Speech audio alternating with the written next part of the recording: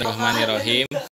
Selanjutnya materi akan disampaikan oleh saya Deddy Koswara, yaitu mengenai contoh kearifan lokal masyarakat dalam menjaga keanekaragaman hayati.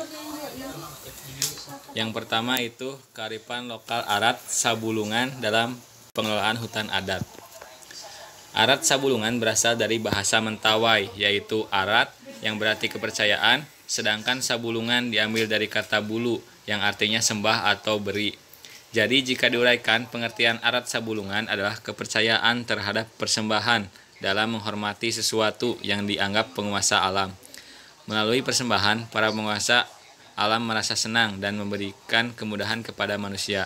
Karena alam ini ada pemiliknya, yaitu Ula Manua, berdasarkan kepercayaan kearifan lokal adat Sabulungan. Nah, dalam kearifan lokal ini ada beberapa aturan dalam kegiatan pengelolaan hutan. Yang pertama itu perencanaan pembukaan lahan dan perladangan. Jadi jika ada keluarga yang ingin membuka ladang, maka harus ada perencanaan pembukaan lahan dan perladangan dengan melewati 3 tahap perencanaan, yaitu yang pertama tahap musyawarah keluarga. Dalam rencana pembukaan ladang, tahap pertama adalah musyawarah di tingkat keluarga. Keluarga di sini yaitu keluarga yang akan membuka ladang di dalam kawasan hutan adat. Musyawarah ini dihadiri oleh seluruh anggota keluarga, yaitu para tetua dan anggota-anggota keluarga yang lebih muda, terutama dari keluarga yang ingin membuka ladang.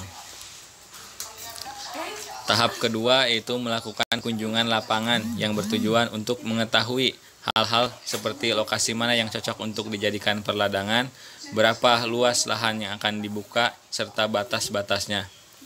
Kemudian tahap selanjutnya itu tahap ketiga, musyawarah lagi, di mana hasil lapangan dibicarakan lagi, terutama untuk memfinalkan lokasi, luas ladang, dan kejelasan batas-batas lahan, sekaligus membicarakan kapan proses pembersihan semak belukar dilakukan.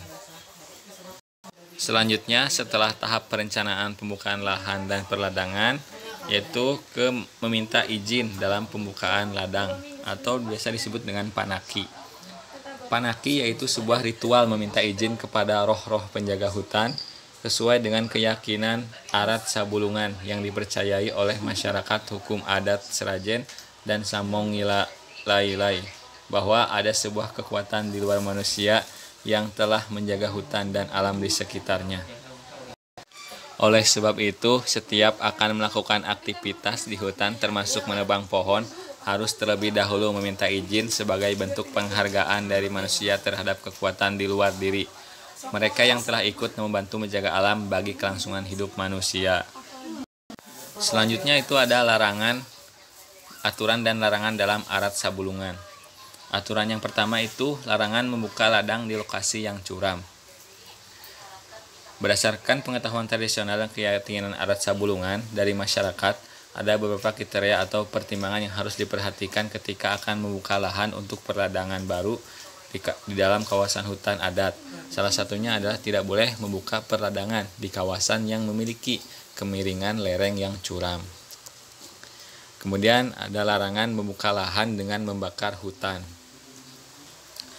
Mereka percaya berdasarkan kepercayaan adat Sabulungan, membakar pohon di hutan akan mengakibatkan kemarahan dari roh-roh penjaga hutan dan akan mendatangkan penyakit bagi si pembakar ataupun keluarganya.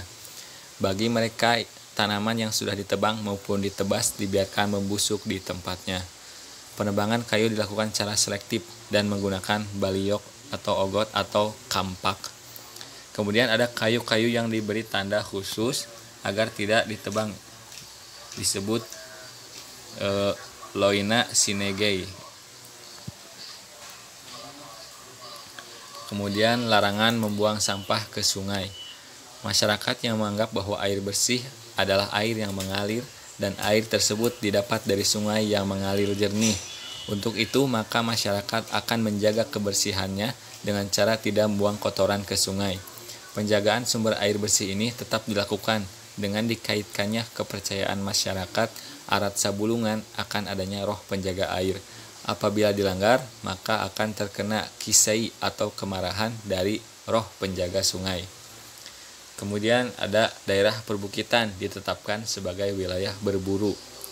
Sistem perburuan yang dilakukan oleh masyarakat hukum adat patuh kepada keyakinan arat sabulungan, di mana mempertimbangkan beberapa aspek, diantaranya mempertimbangkan ukuran, umur, dan satwa-satwa tertentu saja yang boleh diburu, sehingga populasi hewan yang ada di hutan tetap terjaga dengan baik. Penentuan lokasi berburu masyarakat suku Seragen dan suku Samongilai di dalam kawasan hutan adat didasari pada arat sabulungan, di mana kawasan perbukitan yang terdapat pada kawasan hutan adat dijadikan area berburu oleh masyarakat. Selanjutnya yaitu kearifan lokal masyarakat Kampung Naga. Yang pertama, membagi wilayahnya menjadi 3 wilayah, yakni wilayah suci, wilayah bersih, dan wilayah kotor. Di mana pembagian ini memiliki tujuan agar alam di sekitar tempat tinggalnya tetap lestari. Kemudian yang kedua yaitu aktivitas masyarakat Kampung Naga, baik dalam mata pencaharian hidup maupun interaksinya dengan alam, menggambarkan simbiosis mutualisme antara manusia dengan alam yang berjalan harmonis. Masyarakat menggunakan peralatan tradisional dan tidak ada yang menggunakan pupuk kimia dalam pertanian.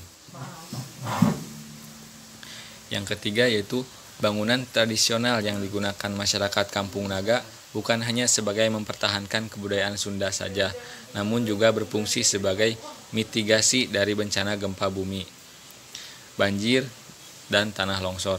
Karena bangunan rumah tradisional masyarakat Kampung Naga adalah rumah panggung yang memiliki konstruksi anti gempa. Sistem pondasi terasering hanya tumpukan batu yang tidak menggunakan semen, sehingga ketika ada hujan, air tetap bisa terserap ke dalam tanah.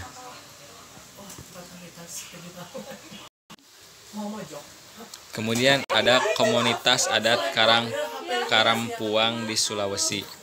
Ada sebuah pepatah yaitu aja muababa kuna nareko depa na oto adake aja to muababa huna nareko matarata ni manuke. Artinya dalam bahasa Indonesia yaitu jangan memukul tandang buah enau pada saat dewan adat belum bangun. Jangan pula memukul tandang buah enau pada saat ayam sudah masuk kandangnya.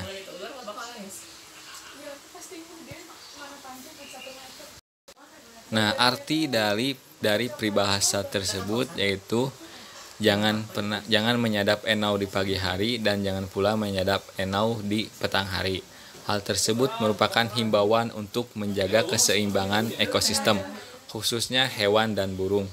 Karena menyadap pohon enau pada pagi hari dikhawatirkan akan mengganggu ketentraman beberapa jenis satwa yang bersarang di pohon enau tersebut. Demikian pula pada sore hari akan mengganggu satwa yang akan kembali ke sarangnya. Selanjutnya ada kearifan lokal masyarakat di Bali. Yaitu masyarakat di Bali mengenal upaya menjaga ekosistem hutan melalui suatu upacara yang disebut Wana Kerti. Wana Kerti yaitu suatu upacara yang diadakan di kawasan hutan Pura Batu Karu. Salah satu bagian dari upacara ini adalah pelepasan satwa ke hutan dan makna filosofi konservasi ekosistem hutan melalui ritual diiringi dengan tindakan melepas satwa kembali ke hutan sebagai pengingat bahwa satwa liar juga memiliki hak hidup di hutan. Manusia bukanlah satu-satunya makhluk hidup yang memerlukan hutan dan produk hutan untuk hidup. Kemudian yang terakhir ada kearifan lokal kehati atau keanekaragaman hayati dalam sebuah simbol kayon. Nah, gambar ini merupakan kayon atau sering juga disebut gunungan.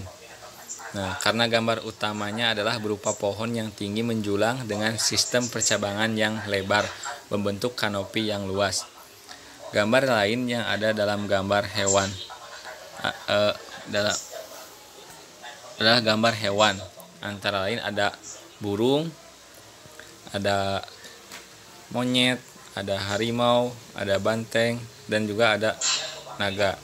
Kemudian di sana juga ada rumah joglo yang dijaga oleh 2 raksasa yang biasa disebut dengan Gupolo.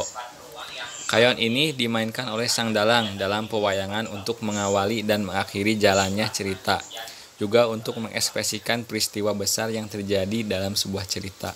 Salah satu yang paling fenomenal adalah Goro-Goro yang ditandai dengan peristiwa perubahan kestabilan alam dengan gempa bumi besar. perubahan iklim ekstrim, dan instabilitas kondisi sosial pada kehidupan manusia, yang pada saat goro-goro ini kayon dan segala isinya digambarkan musnah dan digantikan gambar api di sebalik sisi lain dari kayon ini, yang menimbulkan bencana atau ketidaknyamanan. Cerita goro-goro ini kemudian diakhiri dengan tumbuhnya kesadaran manusia, yang kemudian mengakhiri kedamaian dengan munculnya lagi gambar kayon dengan posisi yang tegak. Mungkin sekian pemaparan materi dari saya. Terima kasih.